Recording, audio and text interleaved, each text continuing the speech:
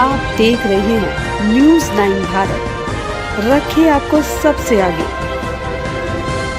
नमस्कार, आप देख रहे हैं न्यूज़ 9 भारत, मैं हूं आपके साथ अंजलि। चलिए रुक करते हैं खबरों की ओर।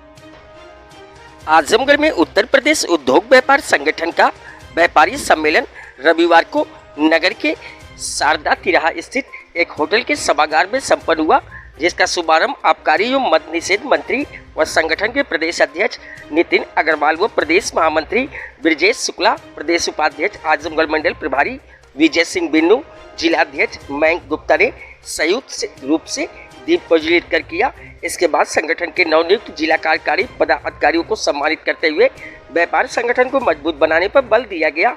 संगठन के व्यापारियों को संबोधित करते हुए आबकारी एवं मद्य निषेध मंत्री व संगठन के प्रदेश अध्यक्ष नितिन अग्रवाल ने कहा कि केंद्र और राज्य सरकार की योजनाओं के माध्यम से लगातार व्यापारियों का विकास हो रहा है। पूर्ववर्ती सरकारों में जिस तरह अपराधियों द्वारा व्यापारियों का शोषण होता था, आज योगी राज में व्यापारी खुलकर अपने कामकाज को आगे बढ़ा रहे हैं। सपा सरकार में आजमगढ़ की पहचान क्या थी सभी जानते हैं। आज आजमगढ़ की पहचान संगीत विश्वविद्यालय के रूप में है। मुख्यमंत्री योगी आदित्यनाथ के कार्यकाल में व्यापारियों से फिरौती जैसी आपराधिक घटनाएं समाप्त हो चुकी है और अपराधियों को मिट्टी में मिलाने का काम किया जा रहा है।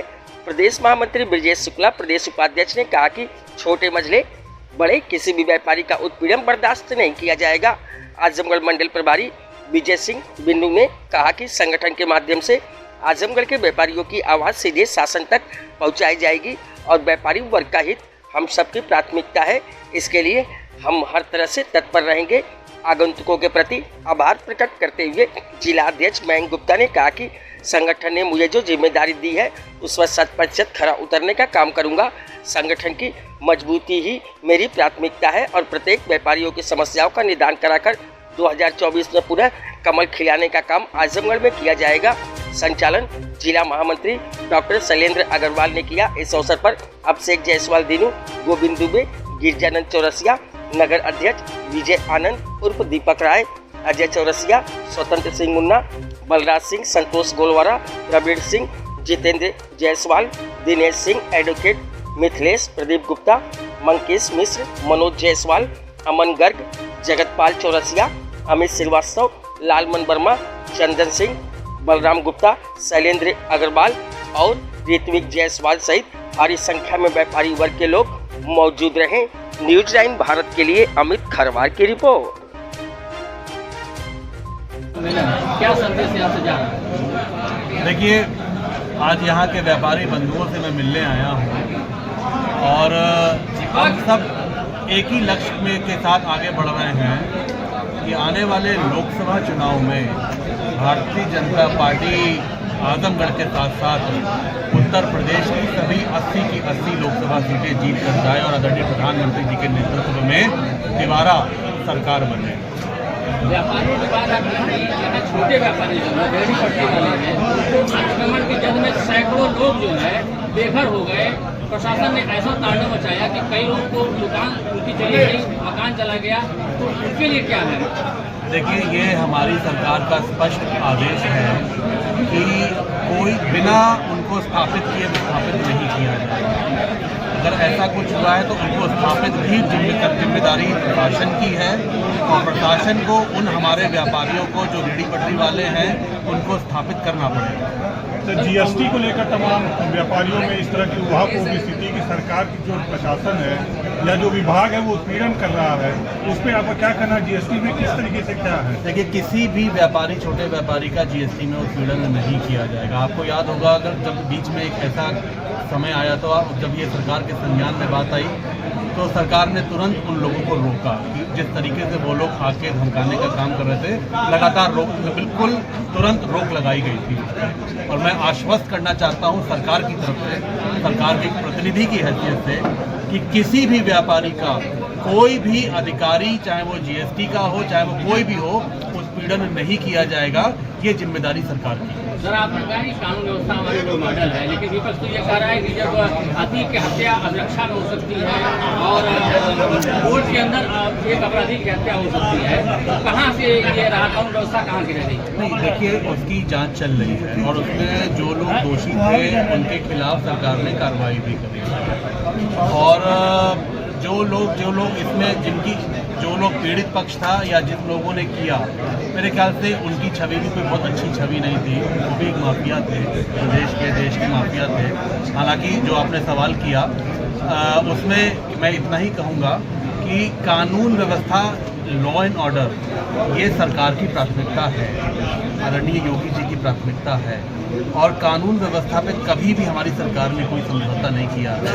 जो भी घटनाएं हुई हैं उन घटनाओं की जांच हो रही है, SIT की जांच चल रही है और जो लोग इसमें दोषी होंगे उनके खिलाफ कार्रवाई। अखिलेश जी लगातार करेंगे 80 सीट वो जीतेंगे समाजवादी पार्टी, आप भी दावा कर रहे हैं, तो आखिर ये देख कौन जीतेगा कौन नहीं जीतेगा इसका जवाब आगे आने वाले चुनावों में मिलेगा।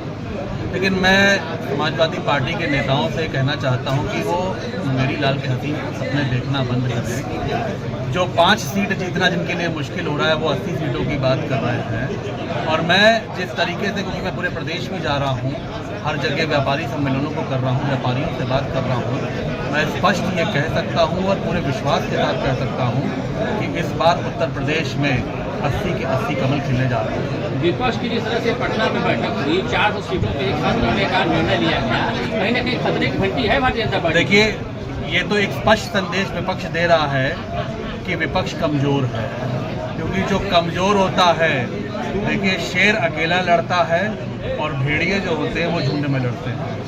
आज हमारा शेर अकेला लड़ रहा है और ये तमाम भेड़िए इकट्ठे हो गए हैं। तो मैं इसका ये विपक्ष जो इकट्ठा हो रहा है स्पष्ट संदेश दे रहा है कि विपक्ष कमज़ोर है, इनको अकेले लड़ने की इनकी हिम्मत नहीं है। और ये स्पष्ट संदेश जनता में है कि आज जो विपक्ष केवल एक नेता को, प्रधानमंत्री को हटाने के लिए एक मंच पे आया है, तमाम जो नेता आए हैं, ये जनता भी देख रही है कि जिन प्रधानमंत्री ने पिछले 9 वर्ष में बिना उनकी सरकार पे एक भी करप्शन का कोई आरोप नहीं आया, बिना रुके थके उन्होंने देश की सेवा करने का काम किया है, तो ये देश की जनता इस विपक्ष को जवाब देगी। हिमाचल और कर्नाटक की हार के बाद भारतीय जनता पार्टी के लिए खतरा तो बढ़ गया। देखिए, हम लोकतंत्र में सम्मान करते हैं जनादेश का।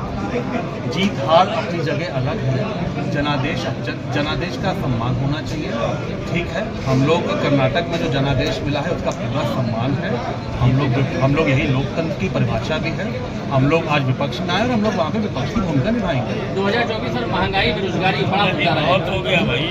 देखिए, ऐसा है, आज देश की सरकार जिस तरीके से देश के गरीबों की सेवा करने का काम कर रही है, जिस तरीके से जो योजनाएं चलाने का काम कर रही है, हम उन मुद्दों को लेकर पब्लिक के बीच में जा रहे हैं। चाहे वो लॉ एंड ऑर्डर की बात हो, चाहे वो विकास की योजनाओं की बात हो, चाहे वो देश के गरीबों को जोड़ने की बात हो, विकास की धारा में जोड़ने की बात हो, हम उस मुद्दे को लेकर आने वाले चुनाव में जाएंगे।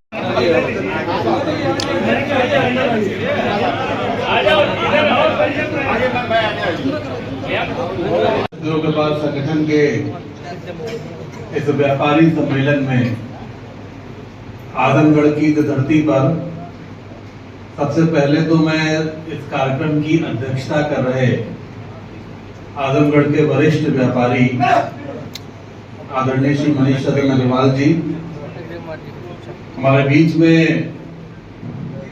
इस कार्यक्रम में। अभी के लिए फिलहाल इतना ही काफी। बने रहिए हमारे साथ। छोटी से बड़ी खबर जानने के लिए News 9 भारत पर अब चाहूंगी इजाजत। नमस्कार।